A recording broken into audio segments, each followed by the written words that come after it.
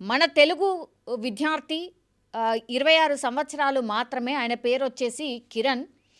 So, అతను మొన్న recently ఒక 4, 5 రోజుల క్రితమట జలసాలకు అలవాటు పడిపోయిండు.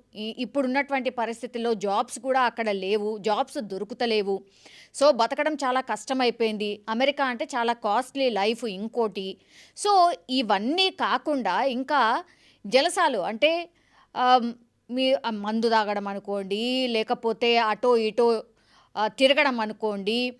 ఇట్లా లావిష్‌గా బతకడం అలవాటైపోయిన వాళ్ళు కొంతమంది ఉంటారు. పని చేయడం చేతకాదు ఒకటి, ఇంకోవైపేమో పూర్తిగా ఖర్చు అలవాటైన వాళ్ళు కొంతమంది ఇట్లా దొంగతనాలకు పాల్పడుతున్నారు. అమెరికాలో దొంగతనం చేస్తూ ఈ కిరణ్ అనే అబ్బాయి ఆయన టెక్సాస్‌లో పట్టుబడ్డాడు. $560కి సంబంధించిన సన్ గ్లాసెస్‌ని దొంగిలించిండు.